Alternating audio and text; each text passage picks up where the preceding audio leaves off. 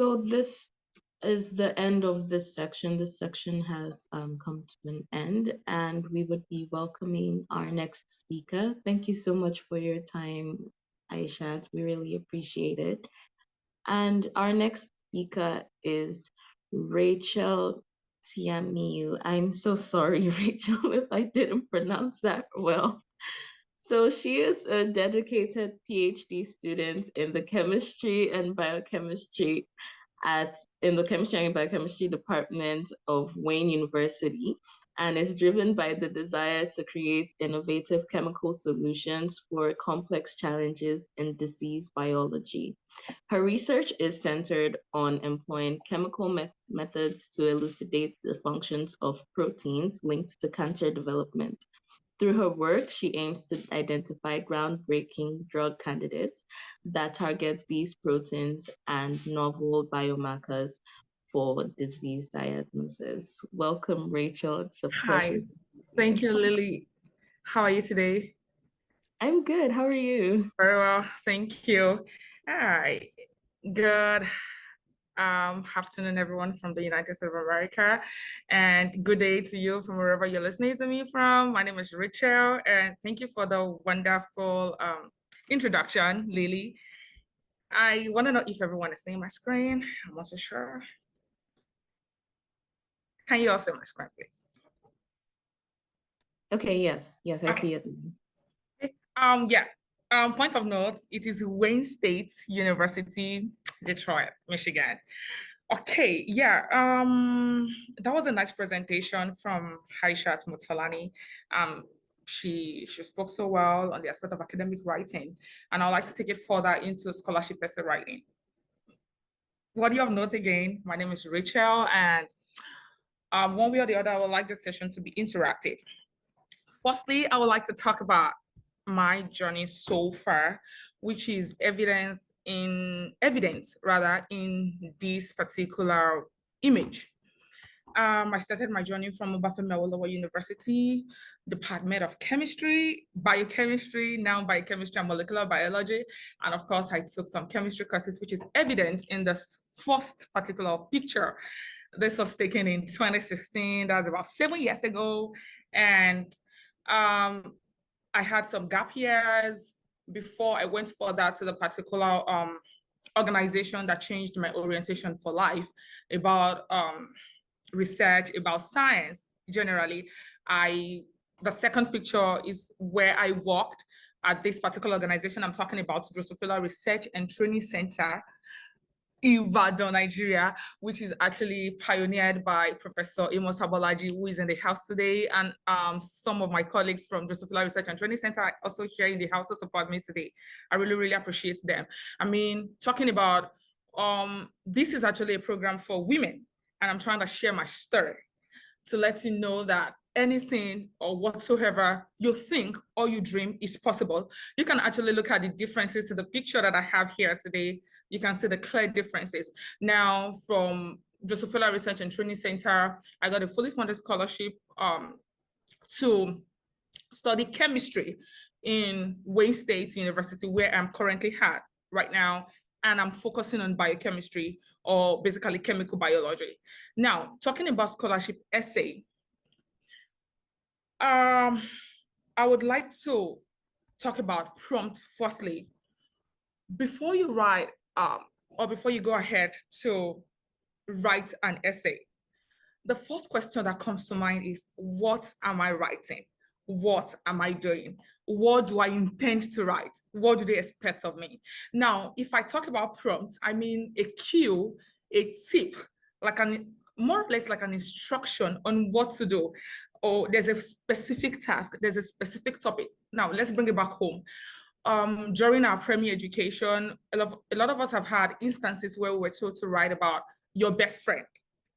I mean, write about your best friend, write about your favorite TV show, write about your favorite movie, your favorite snack, your favorite family member, your favorite relative, and whatever. That is a prompt. Now, you need to understand before you write a scholarship essay, you need to understand, what is the prompt saying? What am I instructed to do? So there are 3 stages before you go ahead to write a scholarship essay. Number 1, understand. Number two, brainstorm and interpret. And number three, tailor to specifics. Now, if maybe my mother or my mother walks into the room and say, Rachel, tell me about your best friend. I mean, I just brought someone home and she's interested in knowing who I brought home. And she says, tell me about this, your best friend. That is a prompt. Now, I need to understand the context with which she's asking the question. Is she asking based on, oh, my friend's academic experiences or a family? I probably want to know why she's asking that question. Maybe she's asking if this particular friend is good for me, if this particular person is good as my friend. Now, I brainstorm within seconds. What does she want me to? Then I interpret that question, then I tailor to specifics. Now, bringing it back into scholarship essay, I need to understand what question am I being asked. It could be example of prompt like write an essay or talk about your leadership experiences and how it has affected your experiences so far and how your leadership experiences will contribute to this particular scholarship. Now, I need to understand what you're trying to require from me. Number one, how do I understand? The first question is, who is the funding body? Remember, I need to understand first. But before I need to understand, I need to know who the funding body is. Now, leadership experiences in this case could mean a whole lot. I have had several leadership experiences in my life, but what particular leadership experiences relate to the particular funding body or to the particular funding source? And in this case, a funding body could be an organization, could be an individual, and could be a school, just like the funding body for my own scholarship. I got a GTA, so the funding body is my grad school. Okay, you need to understand, you need to brainstorm, and you need to interpret. Then tailor to specifics. What are the requirements? Like if the funding body is, let's say, Drosophila Research and Training Center, I need to require or probably make a research on what do they need, what kind of leadership experiences do they need in this particular. Okay, now let me bring an instance here. I worked in a radio station before I left Nigeria. I work with a radio station too because I love radio show. I love hosting events, right? Now, but Drosophila Research and Training Center is asking me for my leadership experiences. I would not write an essay that talked about all of my leadership experiences in Premier FM Ibadan. No, I would rather write my leadership experiences maybe when I was a lab manager at so and so, while I was a class rep for 4 years before I left IFE, and how it relates to my research and how I can contribute to the organization. Of course, the radio show can come in handy in the long run. So the summary of this slide is understand what the prompt is, brainstorm and interpret and tailor to specifics. What are the challenges you faced so far? And that will influence your writing. Now let's go. I just summarized this. Tell your unique story. I actually wrote this with my hands. Tell your unique story. What is the passion for your career choice? And then connect with institution values. I just talked about it. And communicate impact. Like how are my experiences, or how do my experiences, or how will my past experiences contribute to the funding body? And how worthy am I to receive this? Then I address challenges. Then I will be able to connect my previous experiences or whatever story I want to tell to long-term and short plan. Now, here is a 30 seconds teaser. I don't know if you can develop hooks for the following prompts. We'll talk about hooks now, but look at just glance through in 30 seconds and see what you can come up with when you look at this. The first one, let me talk about the second. Write about your hopes for the future of women and girls worldwide. Now, if you see this kind of prompt or you have this kind of essay, what comes to mind? What do you understand?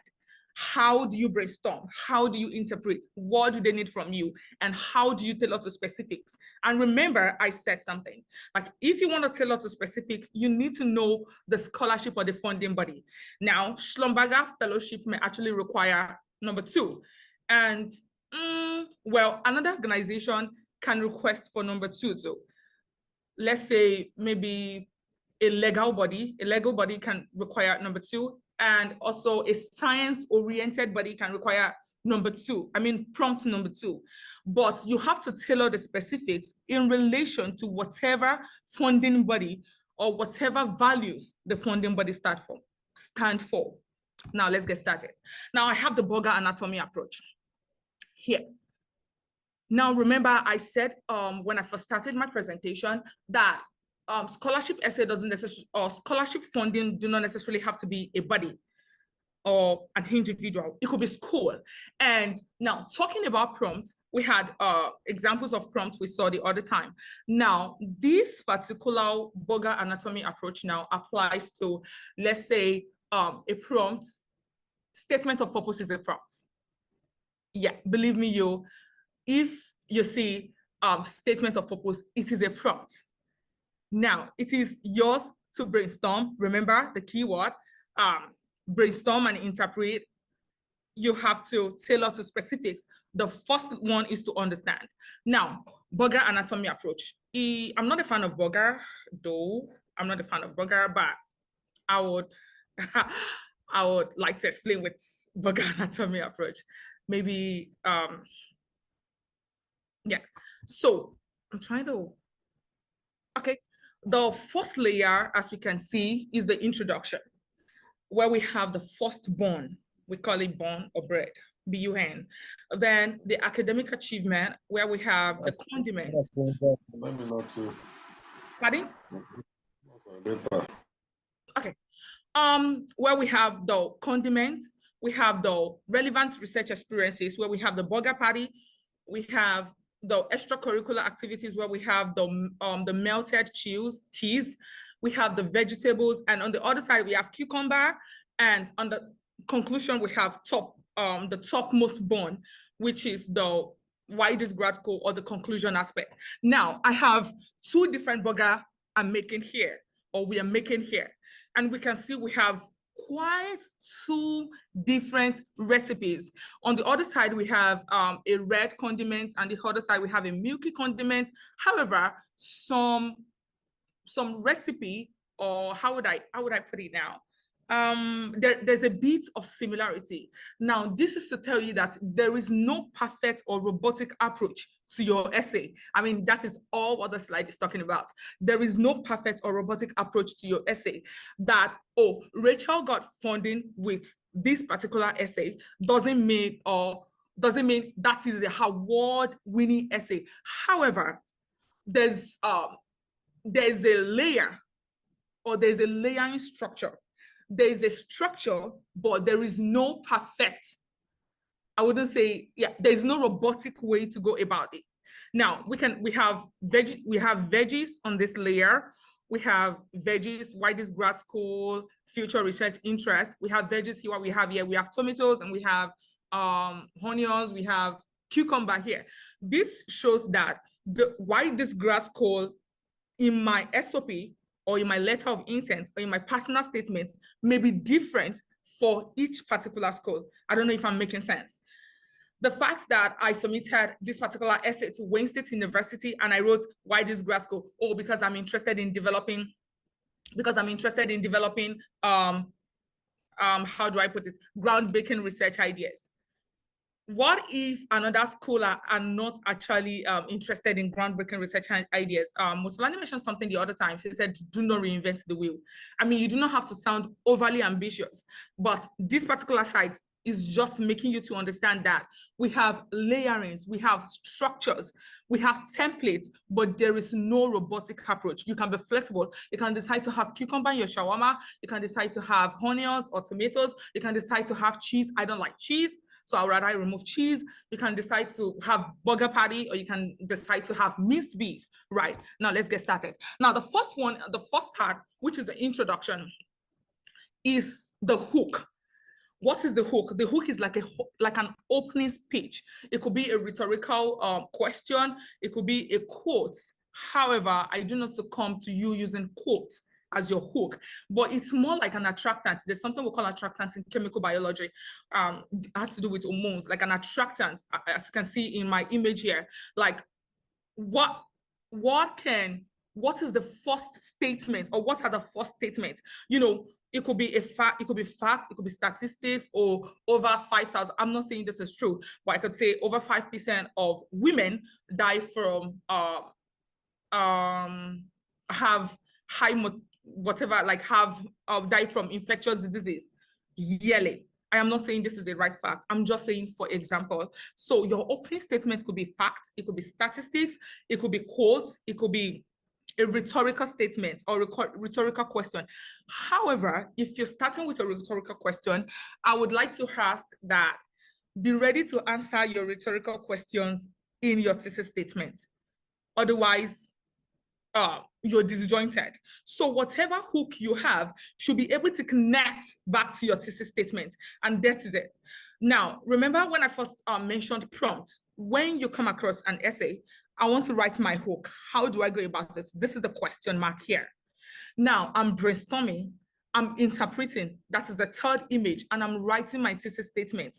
Your hook must be able to flow alongside your thesis statement. And what do I mean by thesis statement? This is a sentence that actually states the main idea, the purpose, the summary, like an overall summary.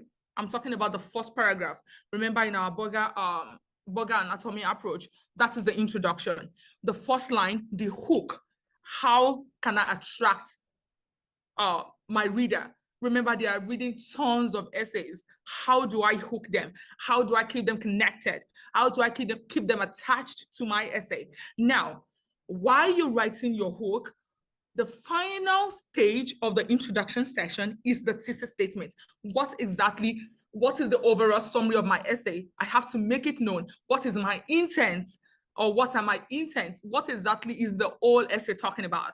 I may be writing 20 pages essay, but I must be able to make a thesis statement, which is the exclamation mark in this diagram. Now let's take it further. Now the body, academic achievements show, don't just tell. And when I mean academic achievements, you know, there's this common cliche where people, when they want to talk about academic achievement, they would say, I was the third best graduating student in my class. Of course, we know. Of course, we know. Oh, I finished with a 4.92 CGPA. See, most times the person who will be reading your scholarship essays do not even know what your CGPA is all about. That is what this slide is talking about. Show. They know what your CGPA is all about, but they may not know the ratings. They may not know the rankings. They may not be able to relate with your rankings. But how do your academic achievements relate to the thesis statement? How does it relate with the prompt? How does it relate with the scholarship at hand? Right? Okay, my academic achievement, I was the third best graduating student in my lab. But if I am applying to a chemistry department, or maybe applying to a scholarship that has to do with science, I mean, this is a STEM program, I can actually say my CHM 307, my CHM 307 class, which was my spectroscopy in Obafemi Awolowo University, opened my eyes to certain major techniques that will be relevant, so, and I will eventually link it back to the scholarship essay, remember? And then I'll be able to tell them that I eventually had an A in the course, even though it was challenging. Now, academic achievement doesn't necessarily have to be your grades alone. Not everyone finished as a third best graduating student. Not everyone finished that as the, how would I put it? As the genius of their class. But what about your tutoring experience? Oh, while I took this chemical kinetics class, CHM 203 at Obafemi Awolowo University, I realized that I was able to understand the class more because I taught people, or because I carried my colleagues along, or because I was able to explain certain concepts. I mean, I would go to the scholarship body, I would go to their website to see what exactly are the problems they're trying to solve. Then I will look back at my transcript. What courses did I take in line with the problems they're trying to solve with the scholarship body?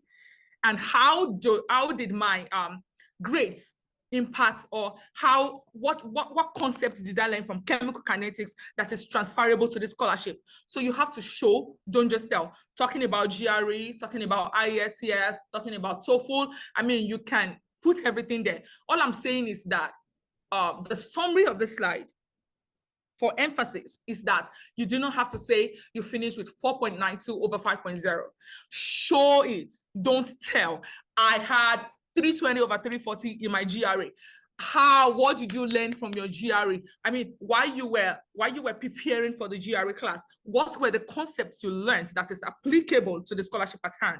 Right? Makes sense. Okay, let's go. Now, research experiences and relevant skills. Remember the burger anatomy approach. Now we are here, the beef or the burger patty. We call it burger patty here in the US. So now the burger patty, research experiences and relevant skills. Like I told you earlier on, I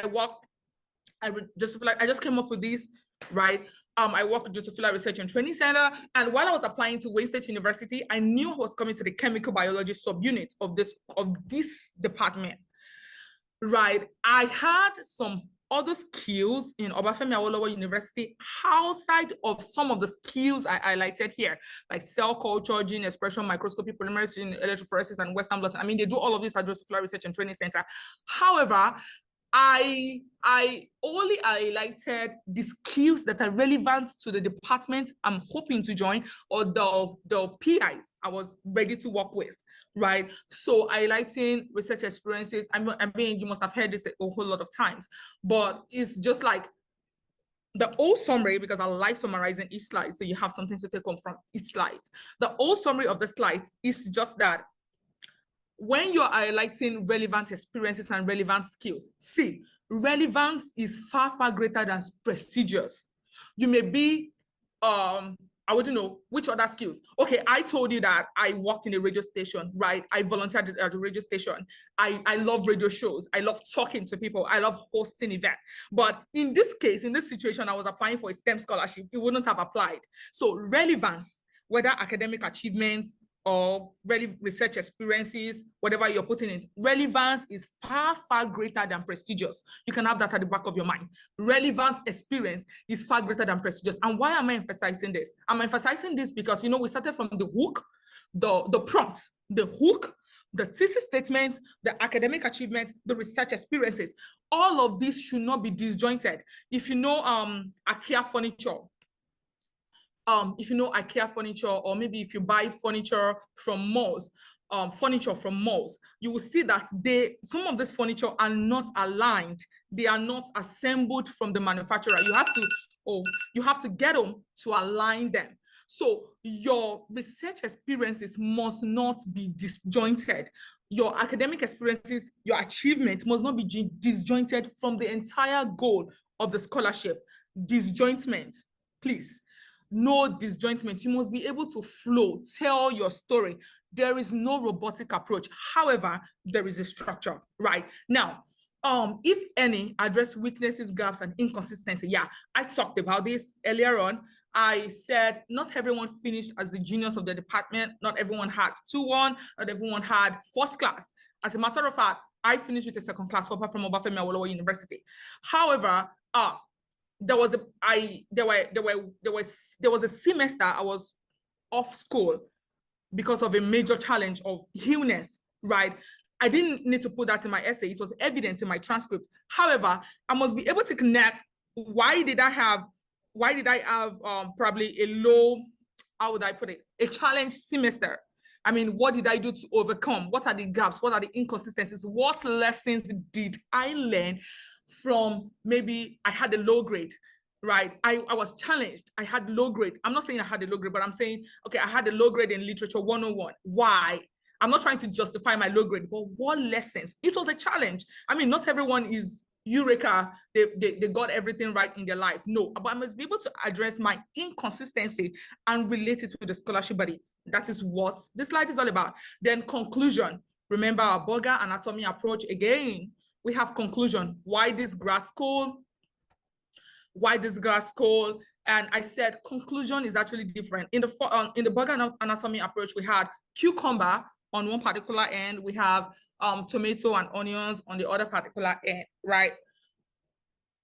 What I submitted to Wayne State University, the SOP was different, or is totally different from the SOP I submitted to other schools, right? So it is different. There are different approaches. And how do you know the particular, or how to write the conclusion? It all boils down to the goal. Remember, there's a scholarship funding body.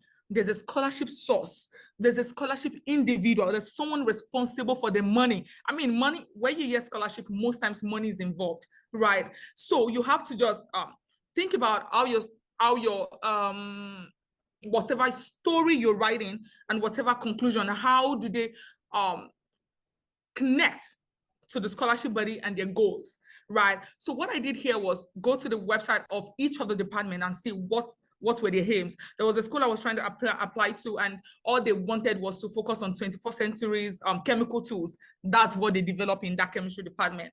I mean, there's another chemistry department that all they focused on was just churning out students for the industry. I mean, that was all they focused on. So you need to be able to connect the goal of the scholarship body to whatever story you're writing. Now, do's and don'ts. Now let's go. Adhere strictly to principles, word counts, margins. I mean, apart from, there are some fellowships or there are some scholarships that you have to write, and they will tell you strictly word count. I mean, you do not have to, it is not a biography. Just give us a slice of your life. Tell us relevant stories. I mean, relevance is far, far greater than prestigious. If there's something you're taking out from this meeting today, relevance is far, far greater than prestigious in life. I mean, how relevant is this? Adhere strictly to principles. So it will help you, constrict yourself. You help you to be concise. Now, establish credibility and be honest. I mean, you do not have to say, while as a science student, I have affected 1,000 lives. I mean, I have tutored 1,000 people. No, see, they know you're lying. You do not have to sound over ambitious. You do not have to be over ambiguous about whatever statement you're making. Rather, I would rather deal with a small sample size. Oh, while I was working in this particular organization, I was able to teach, or I was able to, communicate to maybe 5 people. And I mean, blow your trumpet, but be credible. That's just a summary. Then research on the funding source or scholarship source. I've said it, I've mentioned it a couple of times in this meeting. Stay professional. Of course, you want to talk about your story, but you don't want to be all over the place. Stay professional, leave a lasting impression, and proofread. Yeah. The first speaker talked about proofreading, pause and proofreading. So just pause, proofread, sleep over your essay. If a scholarship is due next week, I mean, I gave myself a lot of period between submission, writing. You sleep over it, you read again, edit, read again, edit, read again, edit. I mean, you just have to proof, pause, and read. Now, what are the don'ts? Avoid trauma-inspired essay. Oh, while I was growing up, there was no light in our village, so there was this drunkard that was always coming. We had to use the light from the cigarette to study, and here I am today. There is no need for a trauma-inspired essay. I mean, everyone has their own challenges. Of course, how do your challenges now relate to the scholarship at hand? Avoid soft stories. It is not every time. And when I was growing up, my father was a farmer. My mother had to hawk bread and akara so that they can send me to school. And now, if I don't take the scholarship, my father everybody in my family will not grow up. No, I mean, trauma inspired or brought most of us to this level today. But what lessons did you learn from your trauma? What lessons, what challenges did you face? How did you overcome challenges in your trauma-filled story? And how do these challenges, I mean, when you overcame the challenges, how are you able to relate the solutions that helped you overcome the challenges to the scholarship essay? Remember, it is not a crime to grow up in a traumatic environment. It is not a crime to have trauma or soft stories, but what lessons do you learn from your soft stories? How can you relate it to what challenges, what helped you overcome, and what are the solutions you learned? And from the solutions you learned, how can you relate it to the scholarship body and avoid cliches? A lot of people will say, as I finish the race, I realized that hard work is very, very important. We all know hard work is important. But what are the hard work steps you've taken so far in life that has inspired you to be here today? I mean, as a young child, I've always known that I will grow up to become a scientist. That is a cliche. talk about your story. Everybody was young. Everybody wanted to be a doctor. I mean, it is not a crime to come up with cliches, but talk about just unique. You remember they will be reading tons of essays. Now, you want to stay away from controversial topics. You want to stay away from religion inspired topics. You want to talk about, you don't want to talk about oh, if I don't leave Nigeria or if I don't leave Africa, my life will be dim. I will not be able to maximize my potential. Please help me if you don't give me this funding. I mean, I've seen essays like that. I've reviewed essays like that. You want to stay away from controversial topics. You want to stay away from, oh, as a Christian, I'm a believer in the Lord Jesus Christ. I know you believe in Jesus. Oh, I practice my soul arts 5 times. You don't even know whether your reader is an atheist. You don't even know whether the scholarship body is. Do you know what I'm trying to say? Like, you want to stay away from sexual related topic. You don't even know the gender and the identity of whosoever is reading your essay, right? And finally, your essay is not an autobiography. If we want a summary or whatever of your life, we can go into your CV, we can go to your LinkedIn to check your digital footprint, but your essay is not an autobiography. Just give us a slice of your life. Right? Wrap it up, nigga. Just wrap it up. Wrap it up. How relevant is your story to the scholarship body? That is just a summary. Remember, relevance is far, far greater than prestigious. And maybe some other time we'll talk about code emailing, but the whole summary of my speech today is embrace the challenges of learning for their stepping stone towards academic success. I mean, I didn't just get here today. I wouldn't wish anybody rejection, but my first application cycle to scholarships, I had over 20 rejections. I mean, 20 rejections. Some people can relate to the story and they'll be smiling in the comment section right now. I had more than 20 rejections. And of course, rejection is part of the journey. But look at this slide and see for every stage of learning. I mean, you've come to this meeting today, you didn't come in vain, right? I'm sure you must have learned something from the first speaker and the second speaker, but just embrace the challenges of learning for their stepping stones towards your academic success. And finally, our first question, after everything I've talked about, can you now develop hooks for the following prompts? Can you come up with essays looking at this prompt, right? And thank you so much. Again, my pictures are here. Be not afraid of growing slowly. Just be afraid of only standing still, right? And it can only get better from here. Thank you for having me. Thank you. I take questions now. Thank you so much for this presentation. It's been a very insightful presentation. I really enjoyed it. So if anyone has questions, we would be taking questions now. You could just put them in the chat box. And I did have a question before then. During your time as a PhD student, did you ever have to write grant essays? And based on what you've seen, are they different from scholarship essays? Grant. Okay. Thank you for that question. During my time, of course, I'm still a PhD student, so I'm still in the system. Well, grants essays, no. However, my PI has shared our grants, our responses to grants to us, and believe me, they are slightly different from scholarship essays.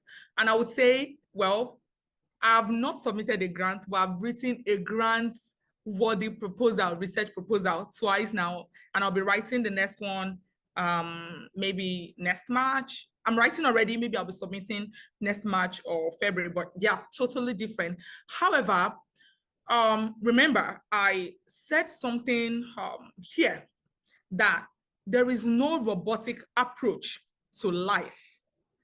However, there is a structure. So it applies to grants too. There is a structure, but there is no robotic approach.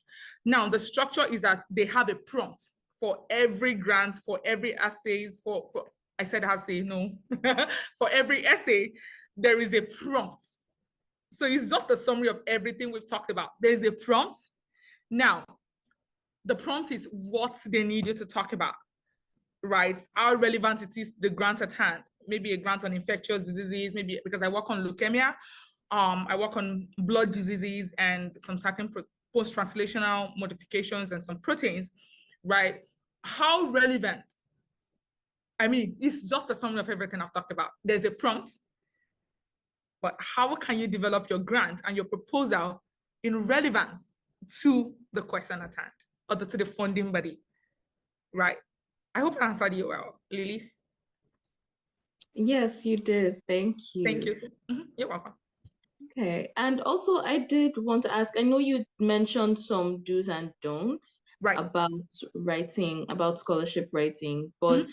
based on the scholarship essays that you've reviewed, because you did mention that you reviewed a few, Mhm. so what are some common weaknesses that you've found that people usually exploit? Oh, well, I'm not perfect, but what I see, I kept mentioning, I've mentioned robotic today, but not to sound like a broken record. Most of the essays I've reviewed are quite robotic. I mean, robotic in the sense that everyone will start their hook. Remember, there's a hook. Like as a child growing up, I'd wanted to be a scientist. I mean, as a child, they always refer to me as a doctor, or as I finished the race. Sometimes in my primary education, I was involved in a race, and as I finished the race, I realized that the effort of life is the rewards of life, or the rewards of life are consistency and hard work. I mean, just like a pattern, like a robotic pattern.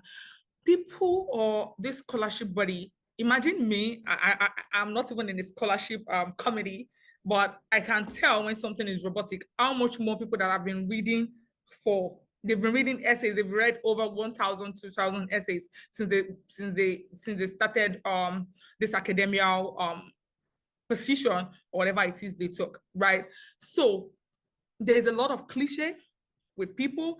And you know, another mistake I notice is that people don't talk about their stories. They just, they get essay, oh, Boluwatife, please, can you share me a sample of your SOP? Dr. Balaji, please, can you share me samples of SOP, like statement of purpose or some scholarship essays? And they just, not copy and paste, they refine. But in that refinement, there is no uniqueness. I don't know if you understand what I'm trying to say. Like, we all have our own unique story. Now, look at the first what I wrote here. I wrote this with my hand and I said, tell your unique story. We all have our unique story. I had challenges when I was in school, when I was in college. No, not college now, when I was in a university. But my story is different from someone else. I mean, we all had challenges, but our stories are different. Your story is unique. So in the process of refining, please be unique. Flow, let it flow. Don't force it. I mean, you started with, well, I was this, because you copied another person's paragraph, you put it, another person's paragraph, you put it. I mean, there's disjointment. Remember, I gave an illustration or an analogy where I talked about IKEA furniture. I don't know if you guys have IKEA furniture or heard about them. I mean, they don't assemble things for you. If IKEA sells you a house, I don't know if they sell a house, you have to take it home and assemble it yourself. So if there is no connection, if there is a disjointment, they will know it's not your story. Flow. So those are the mistakes I noticed. Cliche, disjointment, I mean, no uniqueness. And again, soft stories. If I don't get the scholarship, I'm going to be out of, my family is going to be ruined for life.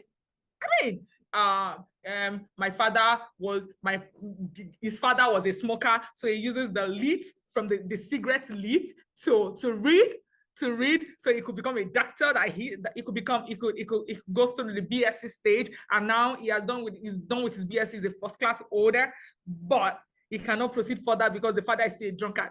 I mean, avoid soft stories. Avoid pity story, avoid pity party. But even if you want to create a pity party, how does the pity party relate with the scholarship at hand? When you overcame those challenges, when you use the cigarette leads to read, what lessons do you learn? Of course, you learned resilience, maybe ability to persevere. But how do the resilience and perseverance relate to the scholarship at hand, right? So those are the mistakes I noticed. Okay, all right. Thank you so much. And we are still going to take any questions. If anyone has questions for the next 1 minute, you can just put it in the chat feature. Just wait for that. Okay, so it seems like there are no forthcoming questions. So now I'll just welcome Samuel Gunshola to wrap up this session today. Sounds good. Thank you so much for having me. Thank you so much. Thank you you so everyone for much for listening. the presentation.